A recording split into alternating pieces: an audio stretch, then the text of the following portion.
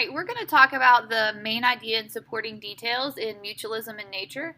You should have already done this worksheet. If you got something wrong, you can correct it. But I want you to watch this video after you've completed the assignment.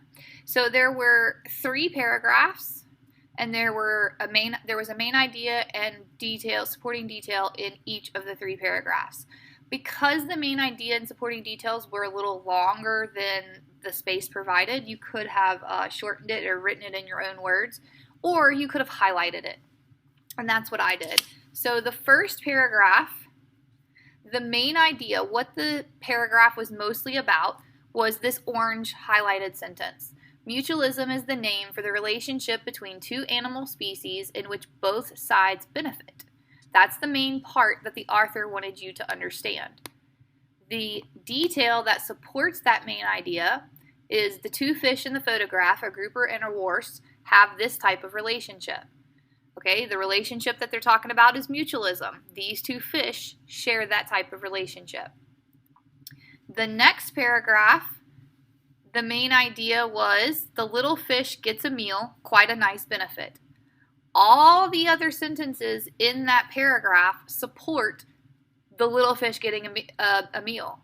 So the worst comes up when a grouper, it does a little dance. It lets the bigger fish know to slow down and open its mouth. He swims in and cleans the grouper's mouth and gills. Then he swims away. All of those green sentences talk about the little fish getting a meal. What he does, how he does it. So the main idea was the little fish gets a meal, and the supporting details were everything else in that paragraph.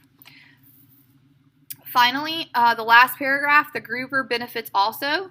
We learned in the first paragraph, mutualism is where both sides benefit.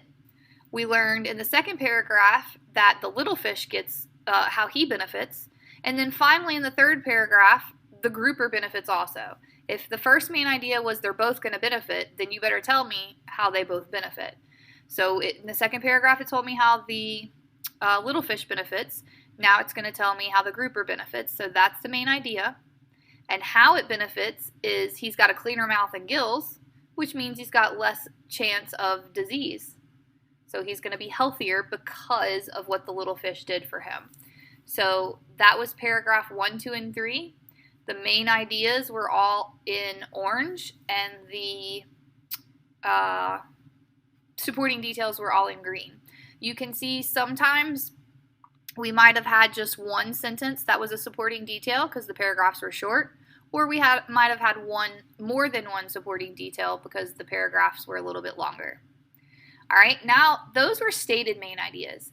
Those were 100% written in the text. On the back of that page, you should have done energy resources. This was an unstated main idea.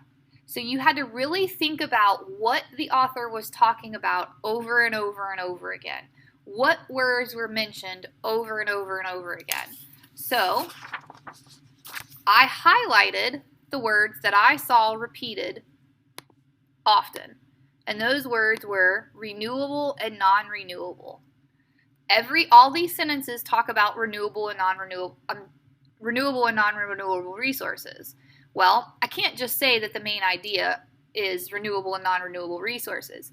What did they say about renewable and non-renewable resources? So I had to look for what the author talked about over and over again.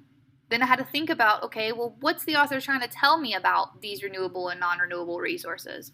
And then I wrote my own unstated main idea.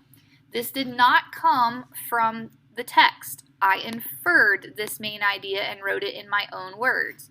So is your main idea going to be exactly the same as mine? Possibly not. Should it be similar? Yes. So, renewable and non-renewable energy resources have advantages and disadvantages. That is what this text talked about. It told me the good sides of renewable resources, the bad sides of renewable resources. The good side of non-renewable resources, the bad side of non-renewable resources. So if that is the unstated main idea, that they have advantages and disadvantages, then the details have to support that. The details have to talk about the advantages and disadvantages of renewable and non-renewable resources. Again, you might not have the exact same thing as me, but it should be similar. So, non-renewable resources are the least expensive resources. That's an advantage. But the disadvantage is they cause pollution, and we may run out of them.